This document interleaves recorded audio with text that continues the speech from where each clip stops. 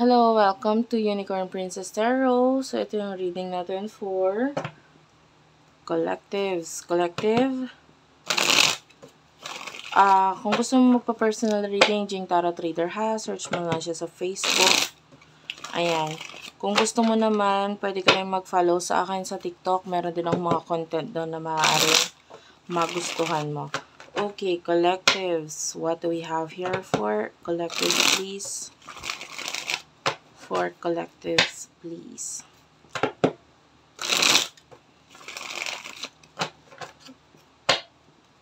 Isang shuffle na lang.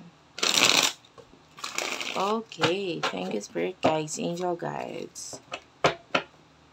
For collectives.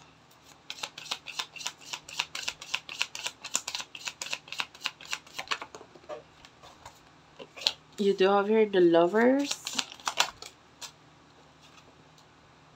Two of Pentacles, and the Queen of Wands.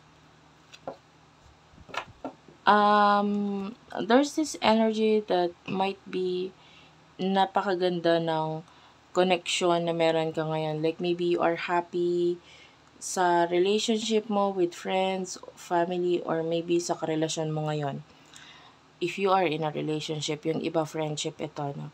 The Queen of Wands, I can see you giving advice, or with the Devil, yung iba sa inyo, pwedeng ikaw itong nagiging dominant, ikaw yung nasusunod. But I feel like ito yung priority mo, na maging balance, na maging pantay, na maging maayos. Yung, if you are in a relationship, yung alam mo yon, yung parang equal give and take tayo. Kaya gusto ko maging ganito ka, ganyan ka. So this is you being a manipulator here with the Queen of Wands. Manipulator.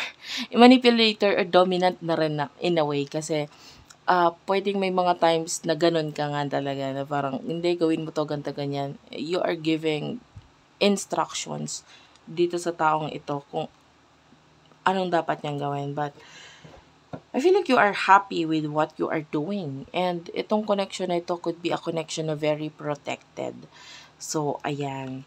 Ang tendency nagkakaroon ng happy connection, happy relationship, family, ganyan, maganda rin because of this.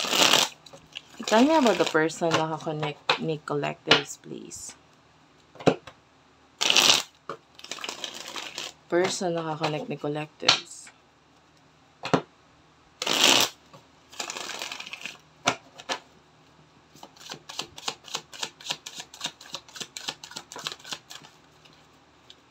You do have here the Tower and the World. Okay, tell me about this. What's with the Tower and the World? One more card, please. Okay. Gusto lumabas na. Kunin din natin. You do have here the Emperor. The Six of Wands. Knight of Swords. And the Seven of Pentacles. Okay, this is weird kasi it's coming from a different energy. Hindi ito sa relationship na meron ka ngayon, but rather a relationship na might be meron ka in the past. This person is, you do have here the Emperor, Aries energy. Pwede may Aries siya sa kanyang chart, or maybe you're dealing with an Aries. Pwedeng may separation or pagkakalayo sa inyong dalawa, and maybe there's an ending. This person is mailap or malayo, umiiwas siya. Lumalayo siya. Pwedeng may mga relationship din siya na kakonect or what, but pwedeng ganon.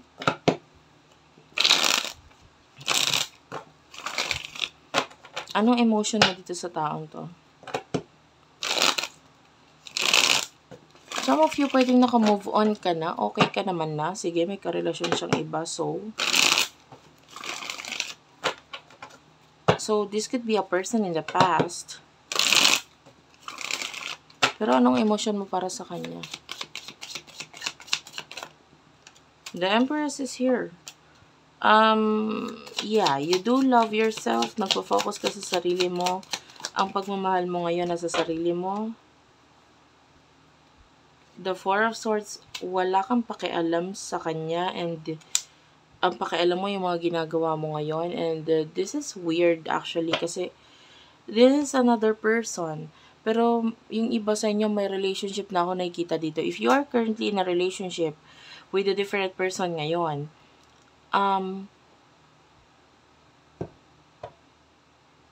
maybe pinupurso mo yung mga bagay na maybe you're fixing the problem here with the current relationship. So, kung ano yung mga problema nyo ngayon, ay tinatry mong ayusin ito. And with regards to past, I do feel like you don't care anymore. You're focusing on yourself. Pero alamin natin, ano ang emotion nitong taong ito for you.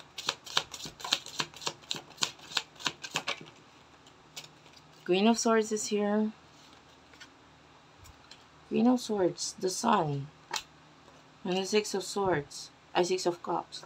So, feeling niya masaya ka na. So, kina-cut off ka niya. But, the Page of Wands and the Five of Pentacles.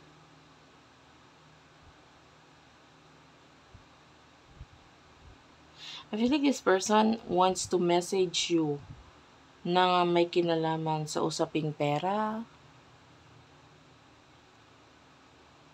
So, feeling niya masaya ka na, but this person wants to reconcile. Gusto niya makipag-reconcile sa'yo.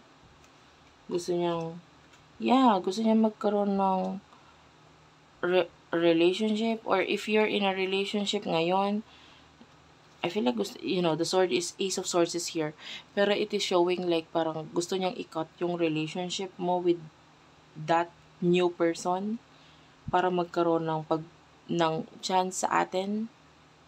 Gusto kong mag-end yung relationship mo with that person para magka-chance sa atin, magkaroon ng pagbabago sa connection natin ngayon. This person is really sad. Okay, the King of Cups is here. So, mahal ka niya, pero this person is not showing it with the Strength card. Hindi niya pinapakita yun. May pagde-deny. Or, hindi siya yung tipo ng tao na mag-open ng emotions. What will happen in the future for you? In the future for you, collectives. Okay. Wait lang. Two of Swords, King of Pentacles, Three of Cups, Temperance, the Devil, and the Page of Swords. In the near future for collectives, Seven of Swords, the Judgment, and the Star. Clarify the Star, please. Okay, the Star is clarified by the Nine of Cups. At the bottom of the deck is the Ace of Cups. Mahal ka pa rin niya eh. This person is nasa sayo ang decision actually. Babalik siya sa buhay mo, but nasa sayo yung decision. If you're going to give this person another chance. Pero pag sinabi mong ayaw mo na, this person is lalayo talaga siya. And itatry niyang mag-focus sa sarili niya. Kasi parang kailangan niya lang rin naman ng closure. Kailangan niya lang din naman marinig sa'yo mismo na parang ayaw mo na or hindi pwede talaga. And this person, mabalik siya sa buhay mo para marinig yun, para malaman yun. And I can see communication in the future sa inyong dalawa. But, honestly, kung ito ay matagal mo nang hinintay, you have to follow your heart. You have to follow itong makakapagpasaya sa'yo. Okay? Doon ka kasi maiksi lang buhay, guys. Pero kung hindi naman siya hinihintay mo or what, or you're already happy, the devil is here, huwag mong intindihin yung emotion niya. Okay? Kung masasaktan siya, sige, sabihin mo yung totoo. Sabihin mo yung dapat niyang marinig. Kasi, ang kailangan niya lang naman talaga is closure. Kailangan lang naman talaga niya for him or for her na mag-stop na talaga, na wag na mag-expect, is marinig niya mula sa'yo na ayaw mo na. So, nasa sa'yo ang decision. Okay, thank you for watching. I love you all. Please do like and subscribe to our channel, Unicorn Princess Tarot, Madam PTV, Virgo Philippines, Tapit Hapon TV, Water Sign Philippines. Thank you for watching, and bye-bye.